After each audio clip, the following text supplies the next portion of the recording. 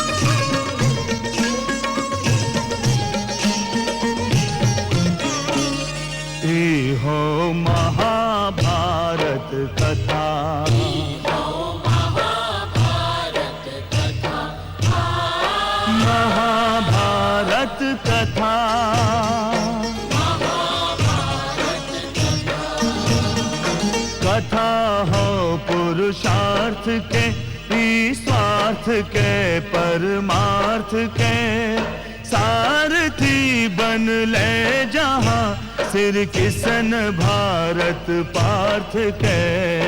हर दिशा में शब्द गूंजन साच सार्थक सर्वथा। हर दिशा में शब्द गूंजन।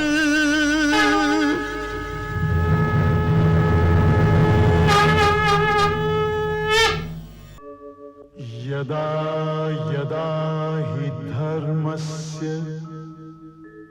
ग्लानिर्भवति भारत अभ्युत्थानम् अधर्मस्य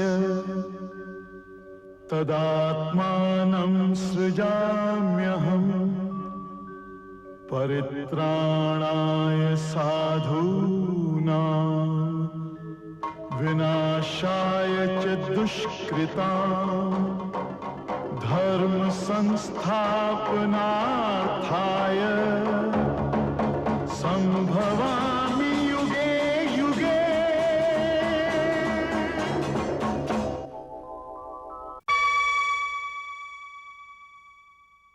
हम समय हैं।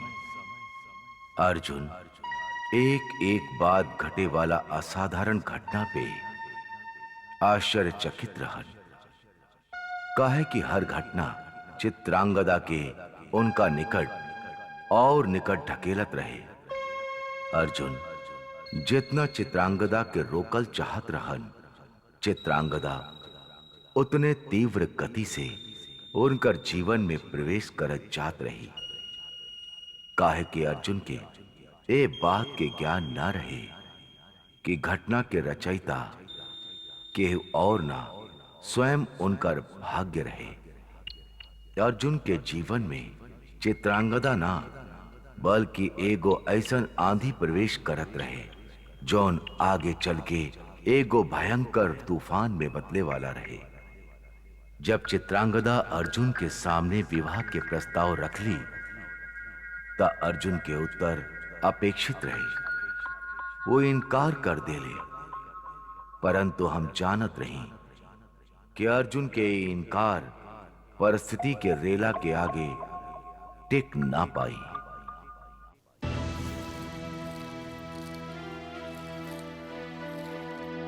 क्षमा करी महाराज, परंतु आपके ये प्रस्ताव हमरा स्वीकार नहीं किए। ये मत भूला पांडु पुत्र, यदि तहरा हमार प्रस्ताव स्वीकार बा तामो तहर प्रस्ताव के ठुकरा सकेली। मणिपुर इंद्रप्रस्थ से मित्रता चाहता, बाकी यदि तू शत्रुता चाहता तो हमरा हमें कोनो आपत्ति नहीं है। हाँ, इतना अवश्य जान ल और आवे वाला समय भी तहरा के बताई कि मणिपुर से मित्रता मणिपुर के शत्रुता से कहीं अधिक महत्वपूर्ण और लाभप्रद सिद्ध हो खेला। महाराज, आप राजनीति के पारिवारिक संबंध से जोड़ रहल बानी, जौन ठीक नहीं है। जब राजनीति परिवार से जुड़ जाला तो ओकर बहुत दुष्परिणाम होखेला। मणिपुर और इंद्रप्रस्थ के मित्रता राजनीतिक संधि होखी और विवाह के प्रस्ताव कुछ व्यक्ति के जीवन के व्यक्तिगत समस्या। महाराज, हमारा आपसे नम्र विनती बा कि दोनों बात के परस्पर मत जोड़ी। हम ऐसा कौनो राजनीतिक संधि पे हस्ताक्षर नहीं कर सकत कि जेकरा कैला पे हमार पुत्री के अश्रु के सागर में डूबे के पड़े। यदि तू हमने से मित्रता चाहता तब तहरा हमार प्रस्ताव स्वीकार करे के ही होखी। महाराज, हम राजकुमारी चित्रांगदा के भी बता चुकल बानी कि हमार का व्यवस्था बा। और हम तारा के बता चुकल बानी पांडु पुत्र के हमार व्यवस्था का बा। हम अपन पुत्री के दुखी नहीं देख सकत। ओकर होठ के एगो मुस्कान खातिर हम बड़ से बड़ त्याग कर सकीला। हमरा खेद बा महाराज कि आपके प्रस्ताव पर हम कोनो समझौता नहीं कर सकत। तो फिर हमरो खेद बा पांडु पुत्र कि आज पहला बार हमरा मणिपुर के परंपरा के तोड़े के पड़ी। हम मणिपुर वासी अपन स्थिति खातिर अपन प्राण तक न्यौछावर कर सकीला, किंतु दुर्भाग्यवश तू पहला अतिथि बाड़ा जकरा हमरा आदेश देवे के पड़ रहा बा कि तू शीघ्र अतिशीघ्र मणिपुर छोड़ के चल जा। काहे कि तू जब तक यहाँ रहबा हमार पुत्री के दुख बढ़त जाई। तहरा गैला के पश्चात संभवतः वो धीरे धीरे शांत हो जाए। महाराज, मणिपुर के मित्रता हमरा बहुत प्रिय बा। राजनीतिक दृष्टिकोण से देखल जाए तो बहुत आवश्यक भी बा। परंतु महाराज, यदि आप हमार व्यवस्था के नहीं समझ पाइल तो हम शीघ्र ही मणिपुर छोड़ के चल जाए। शीघ्र ना पांडु पुत्र, काल सूर्योदय से पहले पहले मणिपुर के सीमा से तू दूर चल जाइया।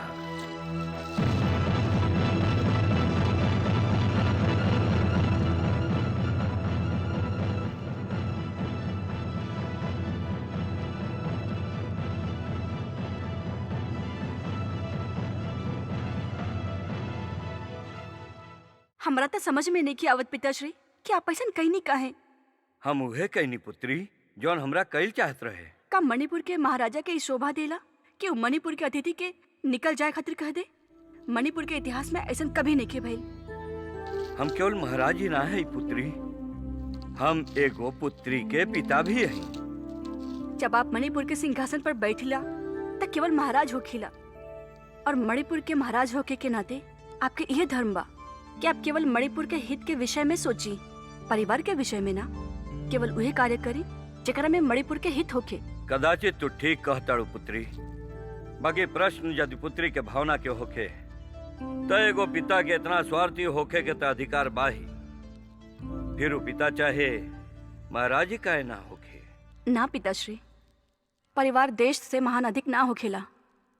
पारिवारिक संबंध भी देश से अधिक महान नहीं हो सकत। हमार विचार में आप अर्जुन के निकल जाए के बाद कह के मणिपुर के हित के क्षति पहुंचैले बनी, और हम ऐसा सर्वथा ना होके दे।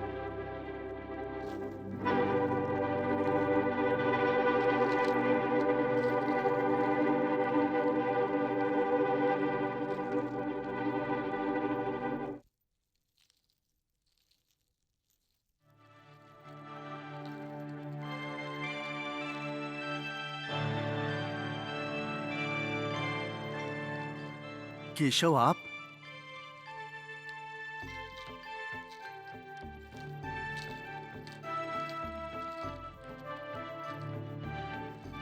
अच्छा भइल केशव, आप आ गए। हमरा आपकी स्मृति बड़ा सतावत रहे।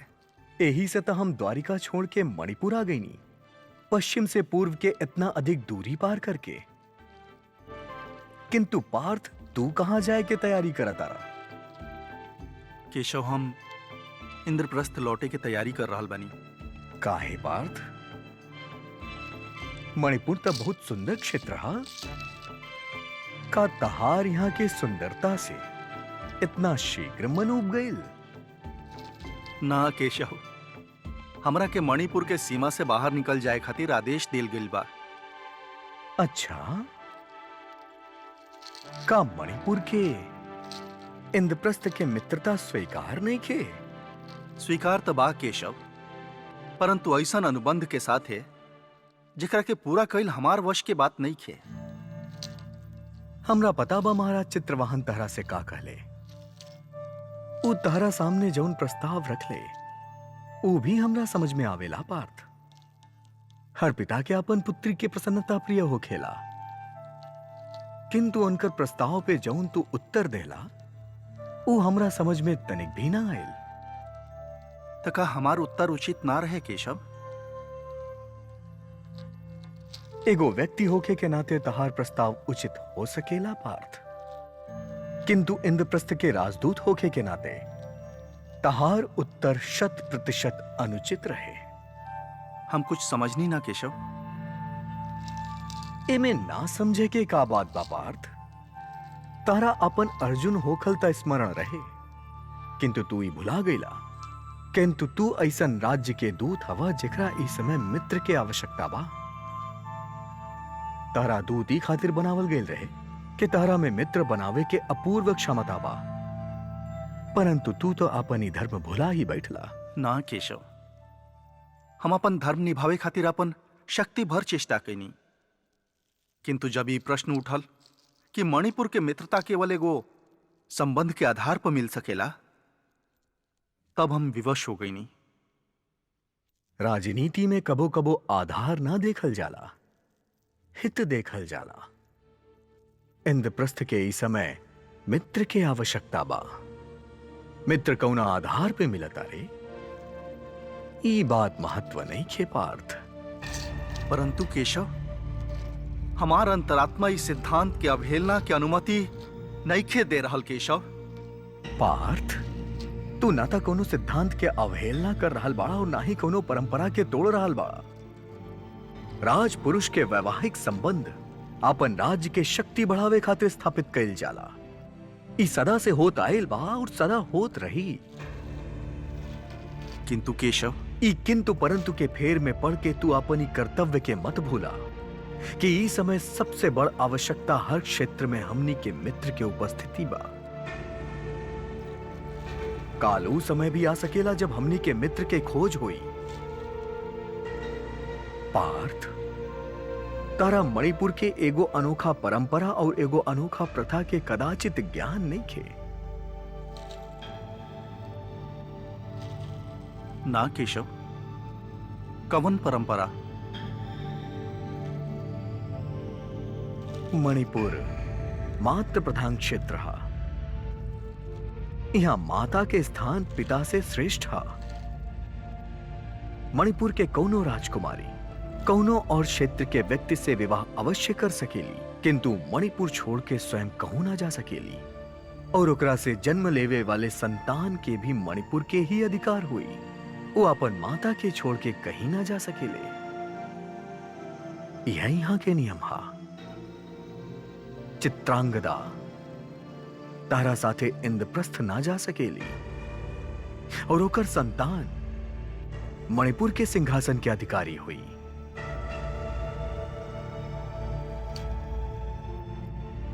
तारा इस संबंध स्वीकार करे के होगी। का ये आपकी आज्ञा बा केशव? यदि एकरा आज्ञा समझे से तारा एकरा स्वीकार कैल सरल हो जाए तो एकरा आज्ञा ही समझा पार्थ। किंतु यदि बुद्धि और विवेक से कार्यला तो तू स्वयं ही सत्य के जान लेबा। तारा हमार आज्ञा के कौनो आवश्यकता ना हुई।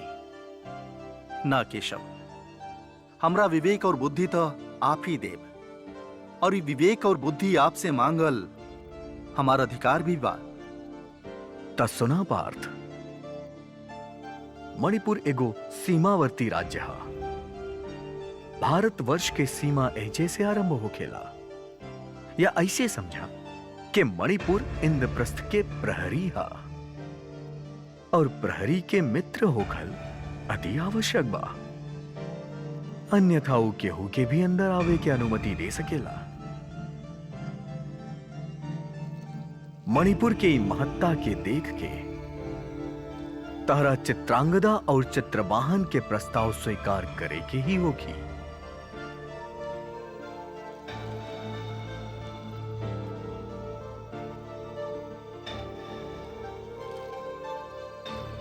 जैसन आपकी आज्ञा।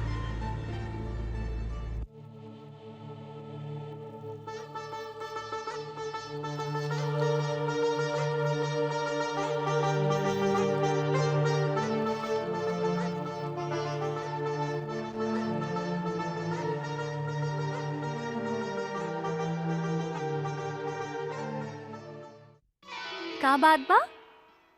आज हमार राजकुमार के मुस्कान रुकले नहीं खे रुक रहल।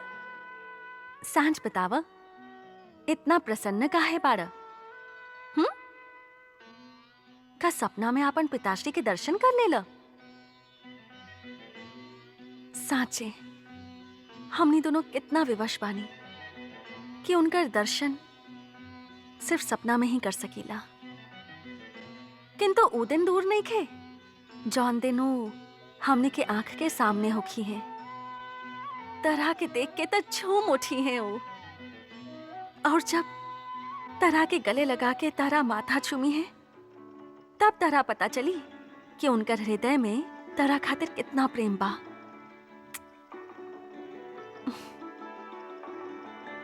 कितना प्यारा बतहार हंसी हमरा के उनकर याद दिलावेला। ओ हंस के केहू के भी मन जीत लेवेले। हाँ देखी हा, वो मणिपुर गईल बाड़े ना, वहां पर भी सबके मन जीत ली है।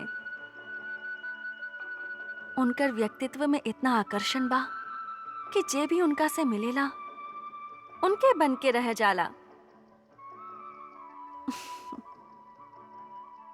आहा,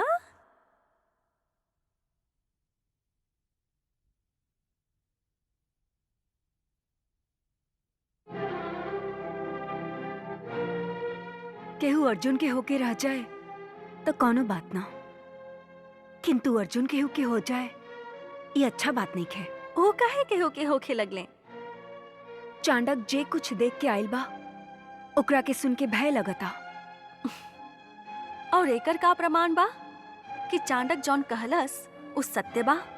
कदाचित कोनो प्रमाण नहीं खे, किंतु ओकर का प्रमाण बा कि चांडक जे कुछ कहलस वो असत्य बा? आप चांडक के विषय में सब जानीला, फिर भी ओकरा पे विश्वास करल बानी? भामन के साथे विवाह कैला के पश्चात पूर्णतः बदल चुकल बा।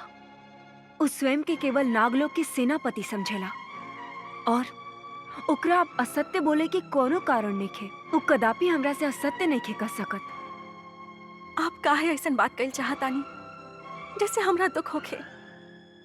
हम तक केवल अपन पुत्री के हित के विचार के सोच के भयभीत बानी। ईश्वर से प्रार्थना करतानी कि जे कुछ चांडक कहलस वो असत्य होखे।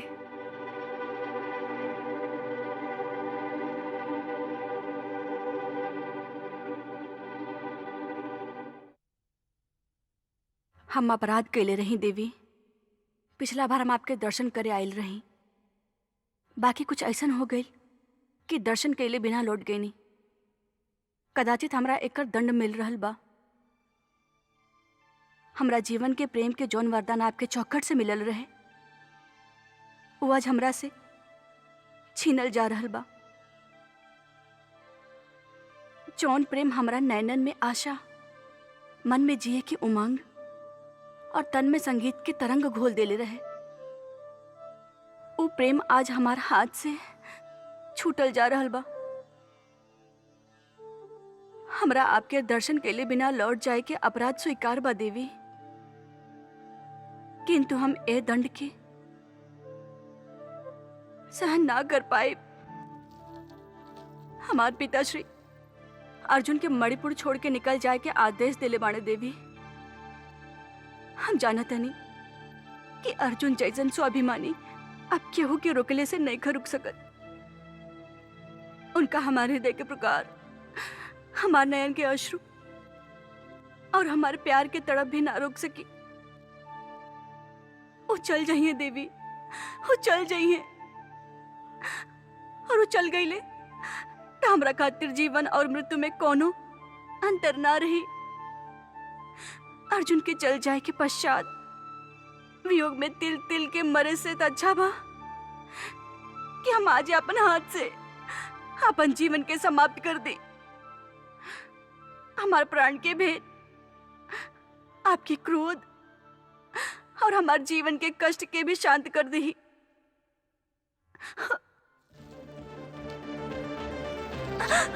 चित्रांगदा, छोड़ दी। हम अपन जीवन के अंत करे के निर्णय ले बानी। ना चित्रांगदा, जीवन तो ईश्वर के देल एगो अनमोल धरोहर हा और कोनो प्राणी के ए धरोहर से खिलवाड़ करे के अधिकार नहीं खे। प्राण लेल और प्राण देल तो केवल ईश्वर के अधिकार होखेला चित्रांगदा, केवल ईश्वर के।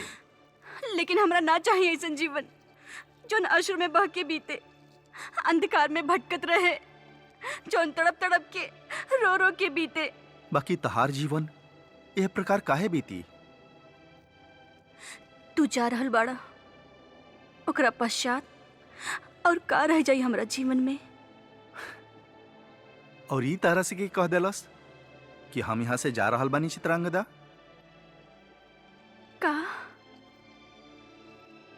का तू मणिपुर छोड़ के नइखा जा रहल? यदि हमरा चल जाए से मणिपुर के सुंदरता दम तोड़ देवे तो धिकार बा हमार जीवन पर। हाँ चित्रांगदा, हम मणिपुर छोड़ के नहीं जा रहा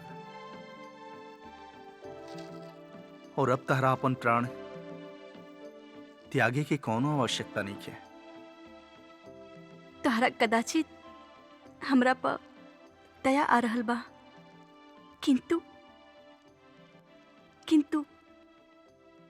हमरा तोहार साथ दया में भी मिले तो हमरा स्वीकार बा।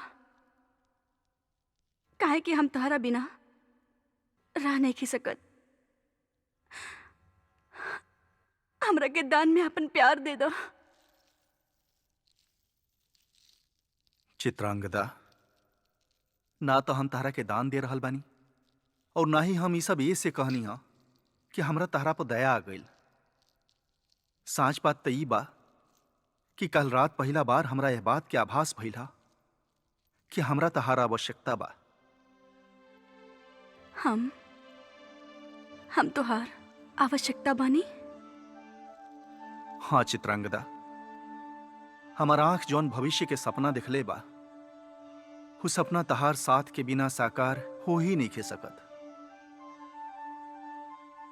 ओकरा के साकार करे खातिर हमरा तहार आवश्यकता बा चित्रांगदा।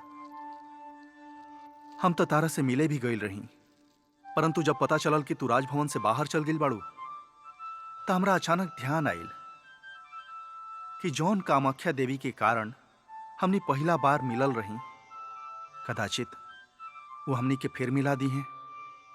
और देखा, देवी हमनी के मिला देली। साचे साचे तू हमरा के ढूंढत रहला?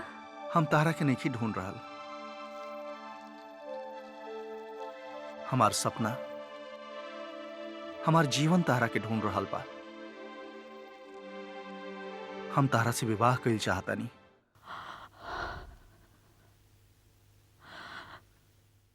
ना तो हमरा अपन नेत्र पर विश्वास हो रहल बा कि तोहरा के देख रहल बड़े, और ना ही हमरा अपन कान पे विश्वास हो रहल बा कि उ तुहार मुख से विवाह शब्द सुन ले। ईश्वर करे कि ई साँच होखे, कोनो सपना ना होखे। ई सांच पा चित्रांगदा, तहरा खातिर सांच पा, हमरा खातिर कदाचित ही सपना होखे।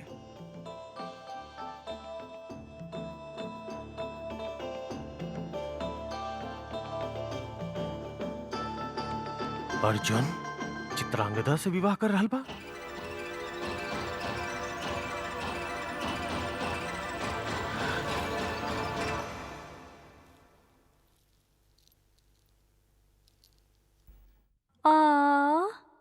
ओले बाबू, का हमार राजा बेटा हमार राजा बेटा। हाँ राजकुमारी, हाँ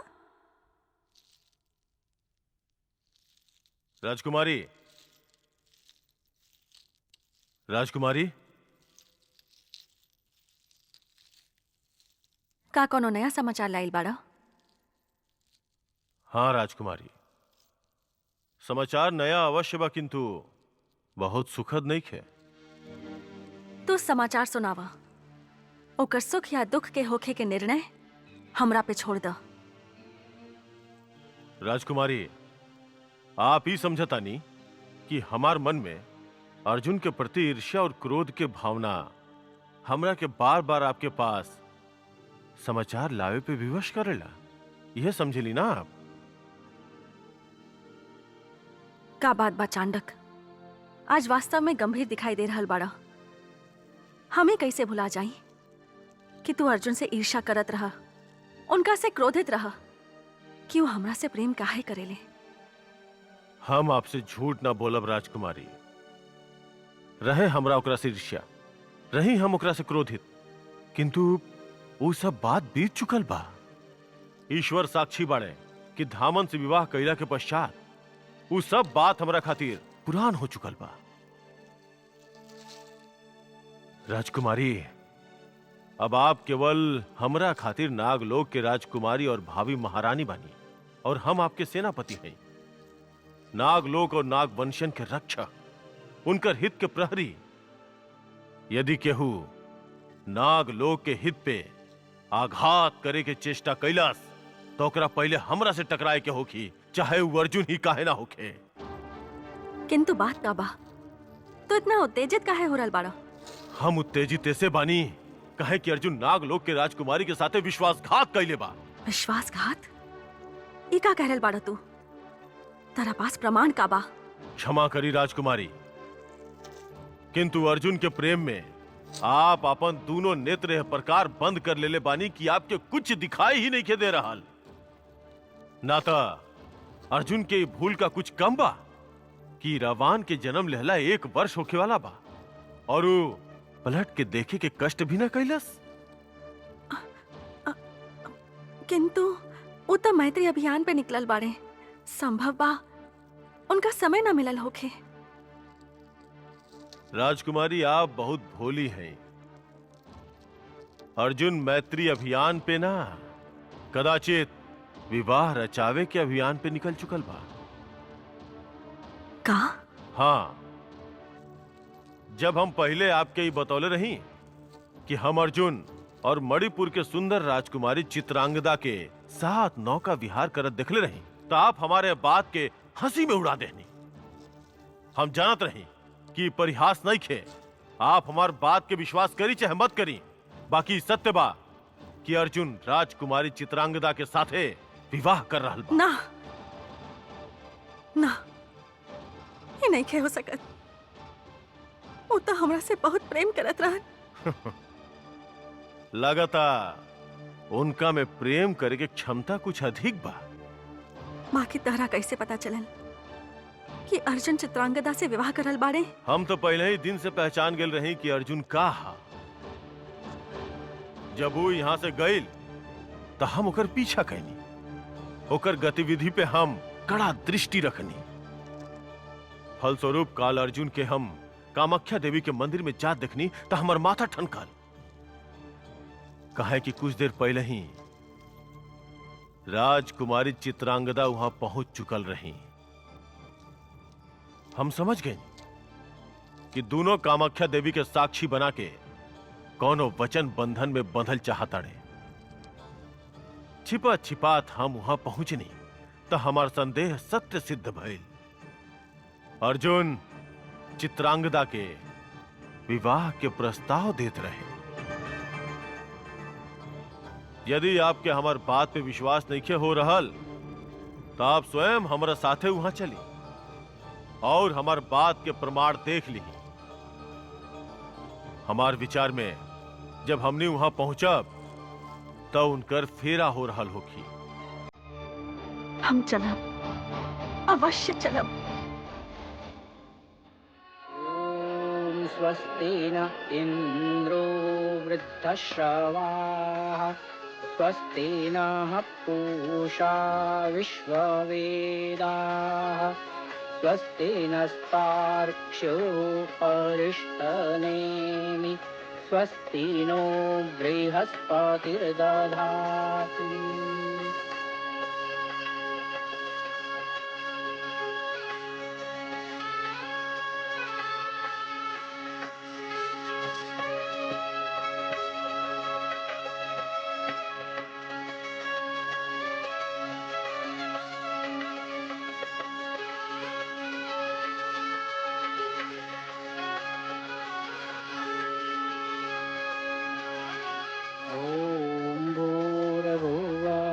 स्वगौरिवभूम्नः पृथिवीवरेण्यं तस्यास्ते पृथिवी।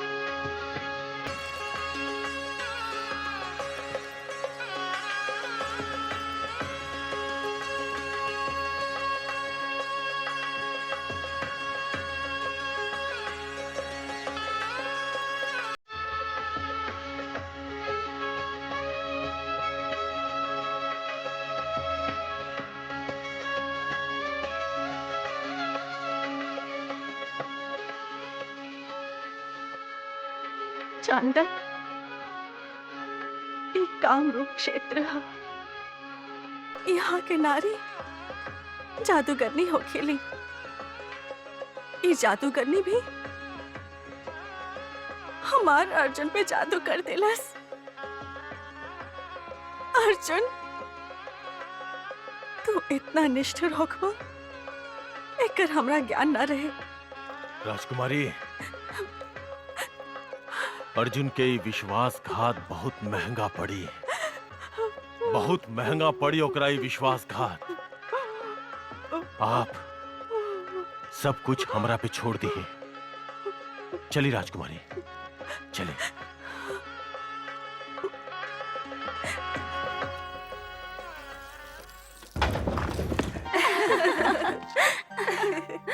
बस महाबाहु, अब आप ही जाए। हमने तो यहाँ से एक पग भी आगे नहीं जा सकत। हाँ कुंती नंदन, आज के रात्रि ये सीमा से आगे कोनो पुरुष ही जा सकेला।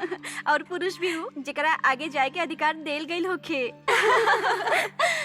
राजकुमारी चित्रांगदा विश्व सुंदरी हैं। आप तो भाग्यशाली बानी कुंती नंदन कि उनकर कृपा दृष्टि आप पर पड़ल। अब जाए भी देव कुंती नंदन के कि ना कहीं हमने के बिना सर पैर के बाद में इस सुहाना रात बीत ना जाए। अरे हम कहाँ रोक रहल बानी कुंती नंदन के। जाई पांडुपुत्र, आपके राह में केहू नयन दीप जलाइले। आप पे अपन धड़कन के पुष्प न्यौछावर करे खातिर व्याकुलता से आपके प्रतीक्षा कर रहल बा।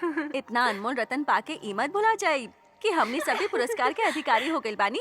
काहे कि हमनी आपके यहाँ तक लाइल बानी ना। जाई जाई।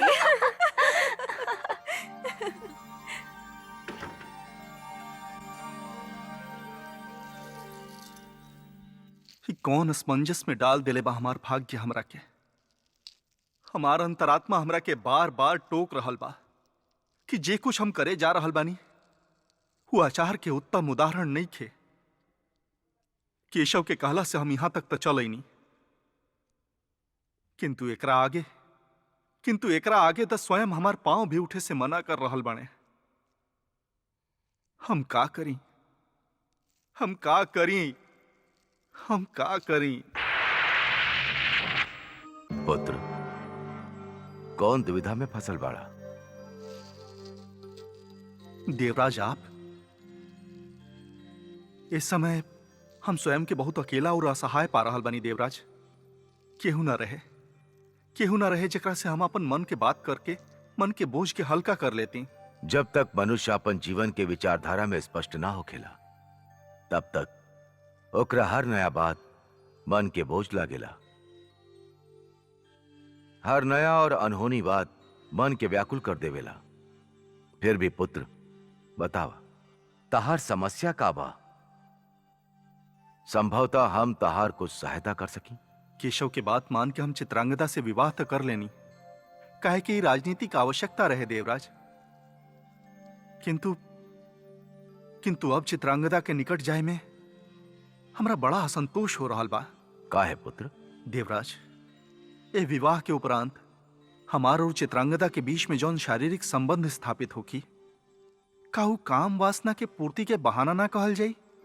ना पुत्र। काहे देवराज? दो कारण से पुत्र। काम और वासना की प्रवृत्ति केवल शारीरिक संबंध स्थापित करेला, जबकि विवाह केवल शारीरिक मिलन के नाम ना हा। विवाह वर वधु दोनों के एक दूसरा के प्रति उत्तरदायित्व लेवे के सामाजिक ढंग है। पुत्र, विवाह शारीरिक संबंध के पवित्रता प्रदान करेला। दूसर कारण ई बा पुत्र कि तू राजनैतिक आवश्यकता के फलस्वरूप चित्रांगदा से विवाह कैले हो खब, किंतु पुत्र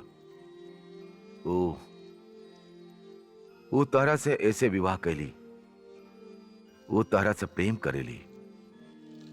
वो अपन मन मंदिर में तरह के बैठाई के आपन देवता मन ले बाड़ी। ऐसे ए मिलन पे उनकर अधिकार तहार अधिकार से अधिक बा। हम कुछ समझनी ना देवराज। पुत्र, स्त्री जौन पुरुष से विवाह करेली, ओकर तन मन धन पे भी उनका अधिकार होखेला। चित्रांगदा से विवाह के उपरांत तहार पत्नी के तहार शरीर और आत्मा पे भी अधिकार बा। पुत्र, प्रश्न ई नहीं खे कि तू का सोच रहल बाड़ा। प्रश्न ई बा, का तू पत्नी के उस सब अधिकार से वंचित कर सकेला जौन ओकरा विवाह के बाद मिलल बा? यदि तू अपन पत्नी के भावना और ओकर आकांक्षा के तिरस्कार कर रहल बाड़ा, तब पुत्र तू अपन धर्म से मुंह मोड़ रहल बाड़ा।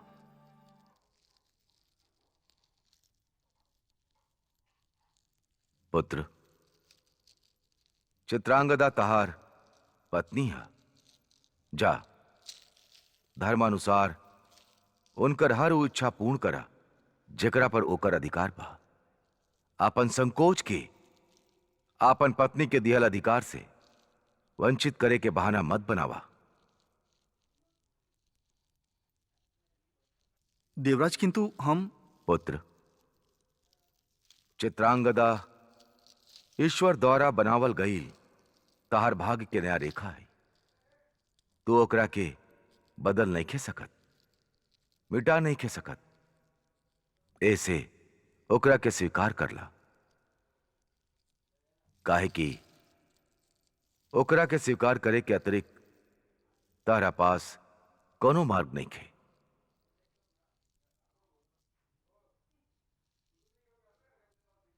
जैसन आपकी आज्ञा देवराज।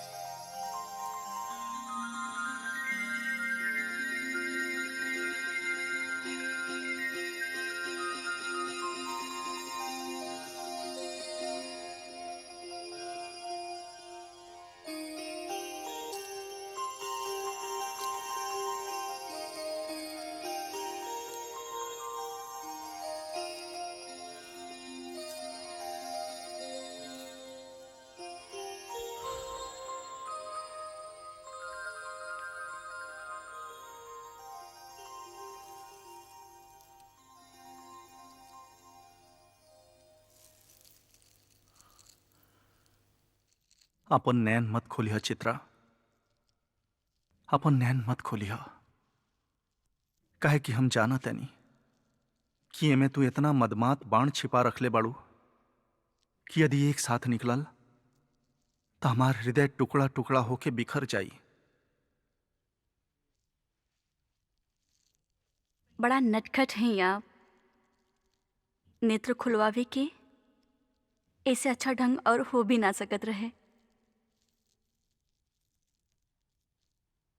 एगो बात पूछी चित्रा? पूछी। तू बहुत सुंदर बाड़ू, इतना सुंदर बाड़ू कि कदाचित कोनो अप्सरा भी तारा के देखे तो ऊ होला जा जाए। तारा ते संसार के एक से बढ़ के एक वर मिल सकत रहे। हम तो एगो छोटहन राज्य इंद्रप्रस्थ के राजकुमार हैं, जेकर सीमा मणिपुर के तुलना में बहुत छोट बा। चित्रा, तू हमरा में ऐसन का देख ले लू कि हमरा विषय में सब कुछ जानला के पश्चात भी हमरा से विवाह पर अड़ल रहलू? पुष्प के ई ज्ञान कहाँ होखेला कि ओकर सुगंध कितना भीना बा। चंद्रमा कहाँ जानेला कि ओकर चांदनी कितना शीतल बा। मोती के कहाँ ज्ञान होखेला कि वो कितना मूल्यवान बा। ये ज्ञान तो पुष्प के सूंघे वाला, चांदनी में नहाए वाला और मोती के मोल लेवे वाला के ही होखेला। आप कहाँ हैं? ये हमार हृदय से पूछी, जन आपके पहला बार दिखते आपन ईश्वर मान लेलस। हमारा सौभाग्य बा कि आप हमरा के स्वीकार कर लेनी। हमरा पा आपकी दृष्टि ना पड़े तक कदाचित हम आज भी आपन कुचलल भावना के साथ नारी जीवन के एह सबसे सुहावन घड़ी के तरस रहल होती। तहरो अपन सुंदरता के आभास नइखे चित्रा। जब पहला बार हम तारा के नारी के रूप में देखले रही तो हमरा ऐसन लागल कि माना तू धरती के ही नारी ना हो, साक्षात देवी रति हो। साचे तारा तक कोनो कामदेव जैसन पति ही मिलल चाहत रहे। स्वामी, हमरा अचानक एगो बात याद आ गई। हम अभी आवतनी, आज्ञा बा? अवश्य।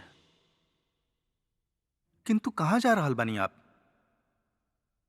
हमरा के याद आ गई स्वामी कि हमरा केहू के धन्यवाद देवे के बा। आपकी दृष्टि हमरा अंदर छिपल नारित्व जगा देले रहे, किंतु केहू के कृपा एह नारित्व के लहके, महके और बहके सिखैले रहे। हम अभी आवतनी।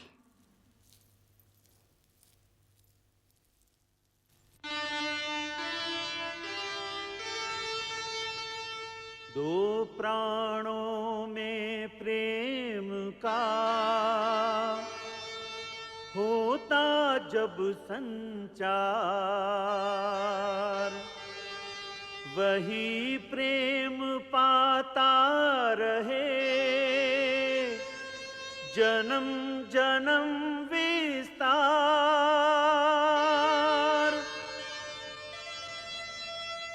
पार्थ और चित्रांगदा हैं दो तन एक प्राण, कामदेव ने भी दिया इन्हें प्रेम वरदान।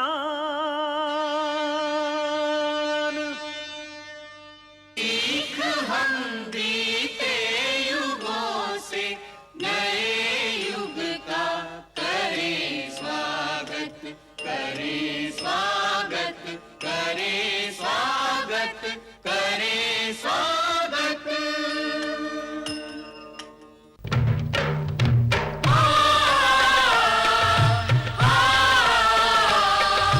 भारत कहो कहानी सदियन से भी पुरानी, हो ई ज्ञान गंगा